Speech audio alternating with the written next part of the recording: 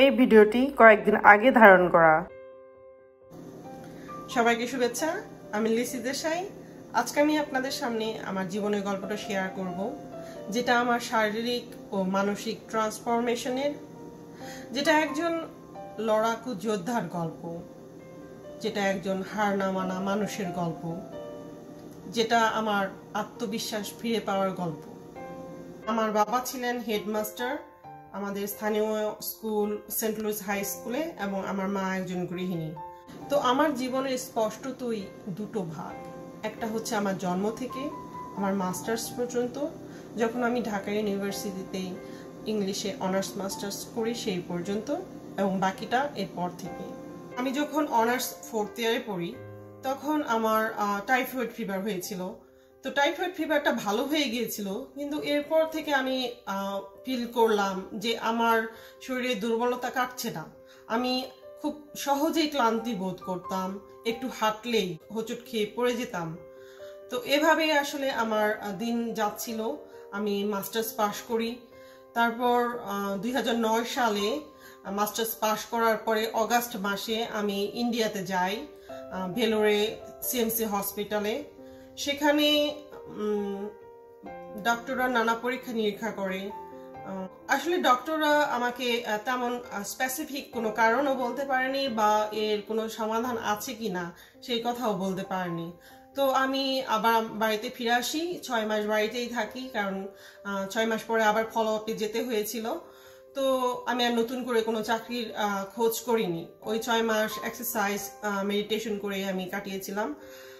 তারপর 6 মাস পরে ফলো আপে গেলাম, তখনও ডক্টররা তেমন স্পেসিফিক সলিউশন দিতে পারেনি। তারা আমাকে শুধু এক্সারসাইজ কন্টিনিউ করতে বলেছে। আমি তখনও জানতাম না আসলে যে আমার এক পর্যায়ে গিয়ে হুইল চেয়ার ব্যবহার করতে হবে বা শারীরিক আরো অবনতি হবে। তো যাই হোক, আমি ফিরে আসলাম এবং ঢাকায় একটা জব পেলাম। আমি ঢাকায় আসলাম, এসে জব শুরু করলাম। তো তখন ডক্টররা আমাকে একটা জুতো দিয়েছিল, স্পেশাল টাইপের জুতো, যেটা পরে নাকি আমি আমার ব্যালেন্সটা ঠিক রাখতে পারতাম, একা একা চলাফেরা করতে পারতাম। তো আমি সেই সময়ে পাবলিক ট্রান্সপোর্ট ব্যবহার করতে পারতাম না। তো আমি সিএনজিতে যেতাম। আমার অফিস ছিল গুলশানে এবং আমার বাসা ছিল ফার্মগেট মণিপুরি পাড়ায়। তো এভাবে আমি যাওয়া আসা করতাম। এভাবে 2 বছর জব করলাম। তো এক পর্যায়ে আমি ফিল করলাম যে আসলে আমার শরীরের ব্যালেন্স আরো হারিয়ে যাচ্ছে, আমার একা চলতে খুবই কষ্ট হচ্ছিল। তো আমি সব ধরনের প্রতিকূলতার মধ্যে খুব অসহায় বোধ করলাম, এবং আমি ফিরে গেলাম আমার গ্রামের বাড়িতে, আমার পরিবারের কাছে। সেখানে আমি 2 বছর ছিলাম। তো সেই যে আমি ফিরে গেলাম, সেই সময় আমার মানসিকভাবে আমি খুবই হতাশ হয়ে গেছি, নিরাশ হয়ে গিয়েছিলাম।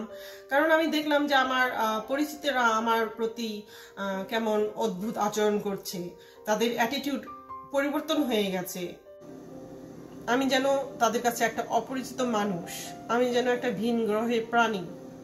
এবং মানুষের অনেক কথাও শুনতে হয়েছিল আসলে।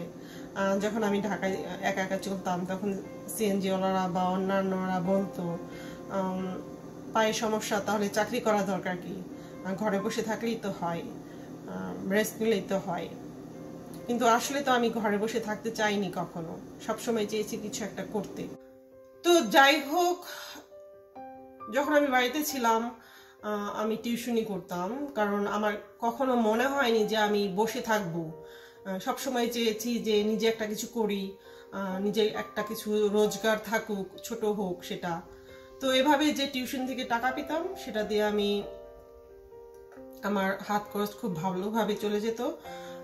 তো এভাবেই 2 বছর থাকার পরে আমি ঢাকায় আরেকটা জব পাই, টার্নিং পয়েন্ট ফাউন্ডেশনে, যেটা নাকি প্রতিবন্ধী ব্যক্তিদের নিয়ে কাজ করে।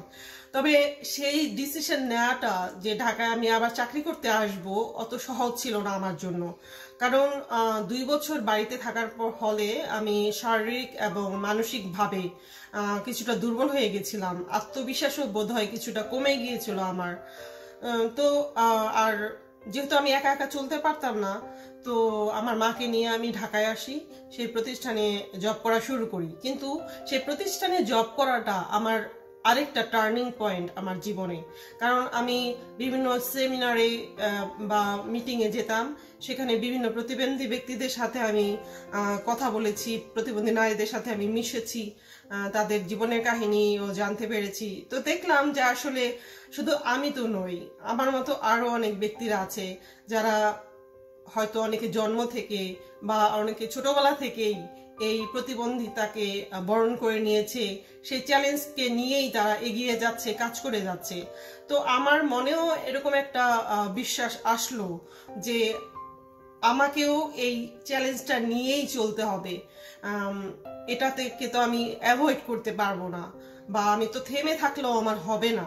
সুতরাং আমাকে এটা গ্রহণ করতে হবে এবং আমি এটাকে নিয়েই সামনের দিকে এগিয়ে যাব। তো আমার সেই পর্যায়েও কিন্তু আমি তখন হুইল চেয়ার ব্যবহার করিনি, যদিও আমার কলিগরা বা আমার আশেপাশে অনেকেরাই সাজেস্ট করেছিল যে আমার হুইল চেয়ার ব্যবহার করা উচিত, কারণ বাইরে চলাফেরায় আমার জন্য সুবিধা হবে। কিন্তু আমি আসলে তখনও যে আমি হুইল চেয়ার ব্যবহার করব ওই ধারণার সাথে অ্যাডজাস্ট করতে পারি নাই। কিন্তু আসলে একটা পর্যায়ে আসলো যে আমাকে সেই অনিচ্ছার কাছে হার মানতে হলো এবং আমি হুইল চেয়ার কিনে নিয়ে আসলাম। তো যে রাতে আমি নিয়ে আসলাম সে রাতে আমি হুইল চেয়ারটার দিকে এক দৃষ্টিতে তাকিয়েছিলাম এবং মনে মনে ভাবলাম শেষ পর্যন্ত আমাকে নিতেই হলো।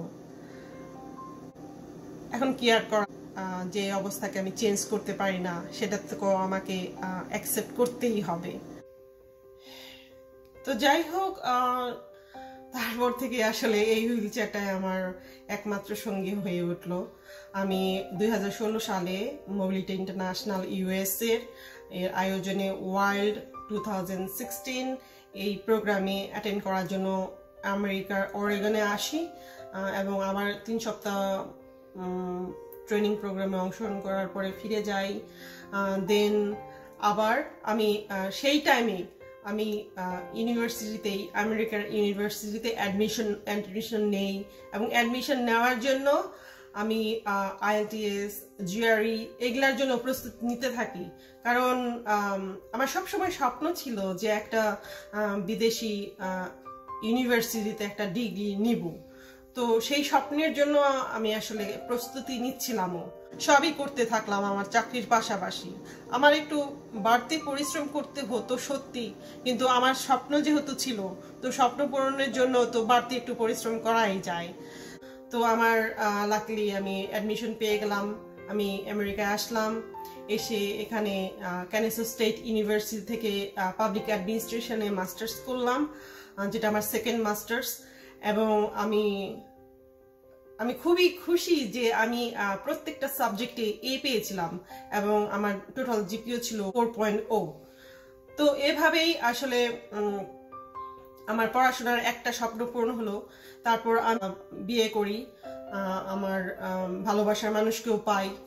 আসলে যে বললাম যে বিয়ে করেছি, আসলে ব্যাপারটা তো অত সহজ নয়, কারণ আমাদের দেশীয় সমাজে প্রতিবন্ধী ব্যক্তিদের, বিশেষ করে প্রতিবন্ধী মেয়েদের বিয়ের ক্ষেত্রে অনেক বাধার সৃষ্টি করা হয়, মনে করা হয়, কারণ আমাদের পুরুষতান্ত্রিক সমাজে মনে করা হয় যে একজন নারী, প্রতিবন্ধী নারী কিভাবে সংসার করবে, কারণ সংসারের যে দৈনন্দিন কাজকর্ম, গৃহস্থালী, রান্না বাড়া, এগুলো তো মেয়েকেই করতে হয়। সুতরাং একজন প্রতিবন্ধী নারী তো আসলে সংসার করবে, এই চিন্তাটা খুবই অমূলক আমাদের কাছে, আমরা ওয়েলকাম করি না এরকম চিন্তা।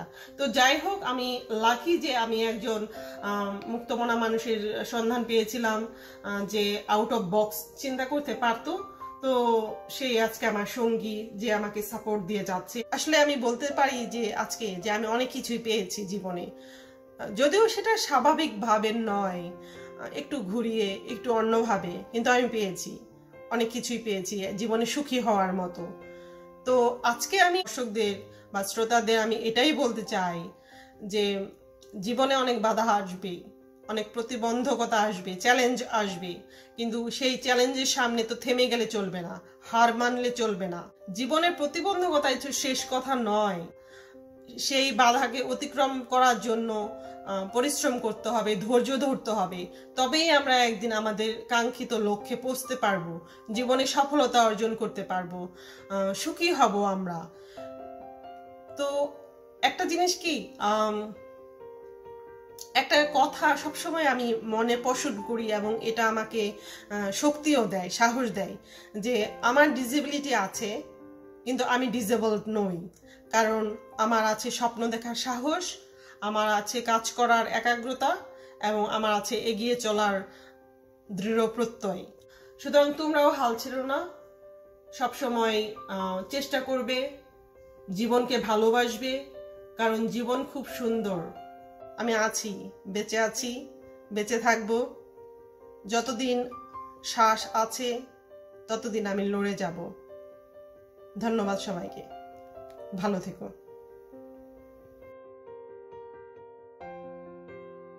আমার এই রূপান্তরের গল্পটা আপনাদের কেমন লেগেছে তা অবশ্যই লিখে জানাবেন কমেন্টের মাধ্যমে। আপনারা ভালো থাকুন, সুস্থ থাকুন এবং আমাদের চ্যানেলটি সাবস্ক্রাইব করে আমাদের পাশেই থাকুন। ধন্যবাদ।